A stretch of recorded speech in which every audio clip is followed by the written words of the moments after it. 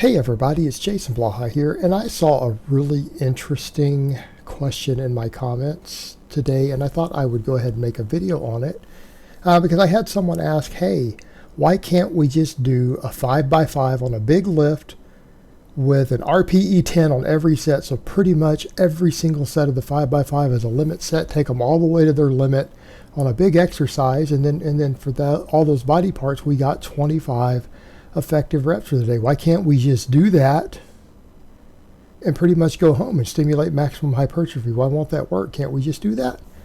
And I would say to that person, if you're a novice lifter, that actually would work decently well, assuming you had enough exercise variation. You're going to need to do that on at least 3 exercises every workout, right? You're going to need to do that on at least 3 exercises in order to make that work. And that's to make sure you hit every body part. Now, the problem we run into is that by the time you're an intermediate, that's going to stop working. You notice there are very, very few successful just straight 5x5s like that for intermediates and advanced lifters. You can do them for phases, but the problem you run into is multifold in nature. And this is what we eliminate with a lot of concurrent training and the conjugate method and stuff like that. We eliminate a lot of the problems that exist from something like that. And that's what people need to remember. There are methods that will work phenomenally well at certain phases in your training that will flounder at other points. Does it make them a bad tool or a bad method? Of course not. Many guys have built a real good base off of 5x5, pushing them pretty hard. Totally workable. But here's your issue. Number one, it's a hybrid type rep range and a hybrid type training. It's not specialized. So what you have is the problem we always run into with moderately heavy weight for pure hypertrophy and doing nothing else for it. Number one, it tends to beat you up if you do enough volume on it, because you're going to find eventually a big exercise doesn't hit all the muscles enough to stimulate maximum hypertrophy for only 25 effective reps. You guys notice that a lot of my smaller exercises for me as an advanced lifter, after my main work, I still do 5 total sets on them. Right? That is in addition to my bigger main movements. So, for example, I might actually do for my quads after doing a max squat or a max deadlift 6 sets of smaller movements for quads, like the step-ups. 6 sets of good mornings. That's in addition to having done a max squat or a max deadlift, which has its own training effect also. I mean, if you're ramping, when you start getting close to 90% and up, the singles start having a training effect, don't they? They're quality reps. So your last 3 or 4 reps on that are going to have a training effect. That's as good as an actual work set for muscle growth. All right. What we find is that your effective growth range is somewhere between 25 and 50 quality reps. Seems to work pretty well for maximizing growth. You're not getting pure quality reps on every muscle group off of a big exercise. Some of them might get it. Like you might have off of a squat or a bench or a row or whatever, you might have one muscle that actually does get full total stimulation. Because you have to move a big weight. Something has to be stimulated maximally. Everything else gets pretty good reps, but sometimes they might really be the equivalent of a half rep or a half set. You have to start adding more training volume to get everything. And as you get more advanced, your threshold becomes higher to stimulate good muscle growth. So if you do it this way, you're going to, number one, start running into lagging muscle groups that are going to need more work. Well, there's a problem too.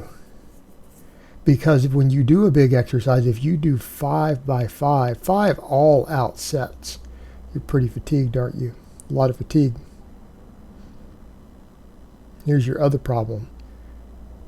It doesn't build maximum strength.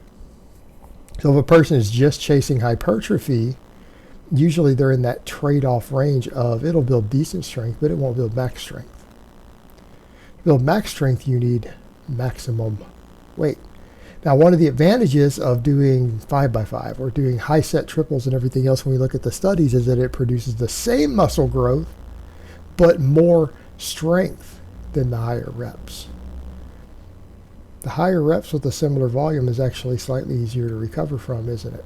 Also gives higher work density, meaning it can be done a little bit faster and it's a little easier to recover from. And under normal circumstances, a serious lifter might say, well, I don't care if it's a little harder to recover from and takes a little more time because it makes me stronger along with equal size. Fair play. But if you really cared about your strength, you would do really heavy work. Because if you can lift a weight 5 times, it's not heavy. I don't care what Larry Wheels' 5 rep max is. I don't care what George Lehman's 5 rep max is. That's not that heavy for them either. It doesn't matter if it's 800 pounds. 800 pounds for them isn't heavy because they can do it 5 times. It's about what's heavy for you. You're better off doing some actual real heavy work instead of a 5 reps. A 5 rep set is not really true max strength training. Certainly not powerlifting. So you're kind of stuck in there with a training base that works really good for the novice lifter, but starts to become a recovery issue and everything else as you get more advanced, that doesn't really always produce ideal muscle growth, and it doesn't always produce maximum strength either. It can't produce maximum strength. Got to go above 90%. Nobody's doing 5 reps above 90%. So, not going to work. But what happens when you start doing truly heavy work? You get maximum strength even more. The benefits of that intermediate type rep range go away. In other words, someone who is doing heavy max work or really, really heavy sets every week, I don't care whether it's really heavy triples or 1 rep maxes, your max strength goes up more than it would from 5s. And doing extra 5s doesn't seem to increase your maximum strength anymore, because it's not heavy enough to increase it. All it does is become hypertrophic in nature. This is why we periodize things. This is why we do concurrent training, stuff like that, because you become more advanced, you start to realize that you actually have to find ways to do more recoverable volume. If you want to grow maximally and stimulate maximum hypertrophy, you actually need to do some metabolic work. And it means because you can't get enough volume. It's really, really hard to get enough training volumes with limited sets of 5s. You might find that you can't train as often. If you have to space your training out more because you can't train as often or because you can't do as much volume in a session, that limits your total weekly training stimulus. All right, that equals less muscle growth. That's not ideal. And if you can just do some really heavy work to get your real strength gains every week, you're generally better off carefully choosing where to fill in all your quote-unquote hypertrophy work, which it really isn't. Everything is hypertrophy work. We're talking about is metabolic fatigue work that has a different recovery curve from your heavy work. In other words, it doesn't affect all the same energy systems, therefore we can get more work in that has a separate recovery curve. And we can specialize more because a lot of it's easier to recover from. We can target the areas that need the most growth for maximum training volumes, right? We can target those. So what I would say to people is that there's nothing wrong with a system like that early on, but what you're going to find very, very quickly is that you're going to struggle to get enough total workload on every muscle that you need to grow. Some of the muscles might still get maximum growth. Don't get me wrong.